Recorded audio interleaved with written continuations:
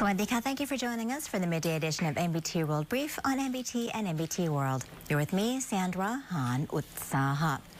In celebration of the royal visit of Her Royal Highness Princess Mahachakrey SIRINDHORN to Nan Province and nearby areas, the nearby public is invited to enjoy spectacular fireworks and drone light shows this evening and tomorrow evening. The fireworks and drone shows are being held at Nong Nam Krok, Muang Tut and Po Pieng districts of Nan Province. The performances tell stories of wisdom, hope, and the continuation of royal missions in medicine and public health for the benefit of humanity, alongside the unique charm of Nan's nature, culture, and way of life, beautifully illustrated through sky art. Each evening features a different theme. For tonight, February 3rd, from 7:40 to 8 p.m., the show is to be presented under the theme, The Legacy of Light, Light for Humanity, highlighting wisdom, hope, and humanitarian contributions.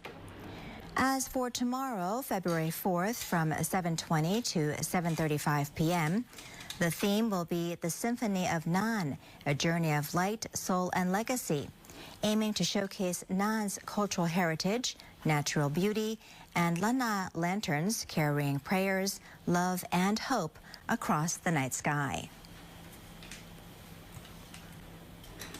In other news, Prime Minister ANUTIN says the situation along the Thai-Cambodian border remains calm and fully under control, assuring the public of strong security measures ahead of the upcoming election. Prime Minister and Interior Minister ANUTIN Chanvirakul, leader of the Phumjai Thai Party, spoke to reporters on National Veterans Day regarding the Thai-Cambodian border situation. The Prime Minister said the situation remains calm, under control, and there are no signs of any undesirable incidents. Prime Minister ANUTIN urged the Thai public to remain confident, saying both the military and the government are fully prepared and not complacent. While there have been no violent incidents, border control and surveillance continue with strict, strong, and effective measures. When asked whether any problems were expected on February 8th, Prime Minister ANUTIN said there would be none, noting that the date is Election Day. The Prime Minister pointed to strong turnout during advance voting on February 1st as a clear sign that Thai citizens recognize the importance of the election, which he described as a process that determines the nation's future. The Prime Minister emphasized that the country's future must be decided by its rightful owners, which are the people.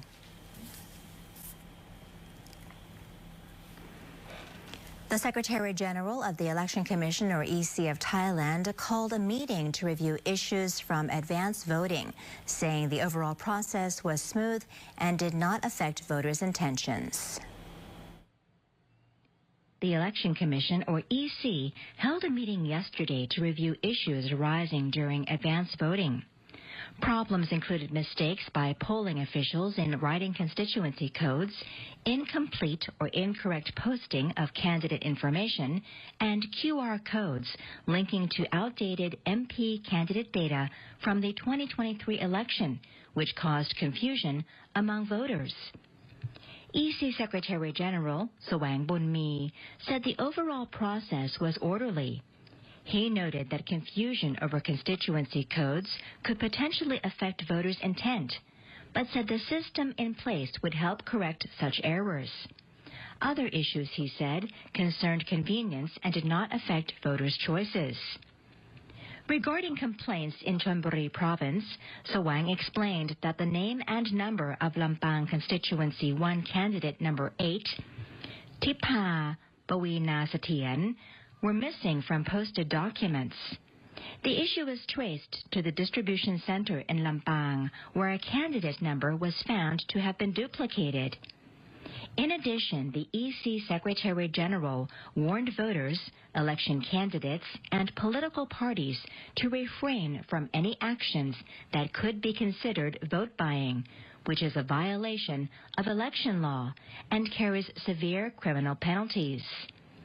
Those who buy votes face imprisonment of 1 to 10 years, a fine of 20,000 to 200,000 baht or both, and may also have their voting rights revoked for 20 years by court order. Those who sell their votes face imprisonment of 1 to 5 years, a fine of 20,000 to 100,000 baht or both. In other news, residents in BETONG of YALA province are flocking to the municipal pawn shop as sharp fluctuations in gold prices drive both pledging and redemption for profit-taking. The BETONG municipal pawn shop has seen heavy activity as gold prices remain volatile. Gold previously surged to a record high of 80,000 baht per baht weight before falling to around 71,150 baht, still encouraging strong demand for pawn shop services. The manager of the BETONG Municipal Pawn Shop said customer numbers rose noticeably during the recent price surge, especially on January 29th, when gold prices exceeded 80,000 baht, with services fully booked throughout the day. She added that yesterday, residents continued to visit the pawn shop, with many pawning gold to improve liquidity and cover daily expenses. Others redeemed their gold to sell it at gold shops, aiming to profit from still elevated prices and reduced interest costs.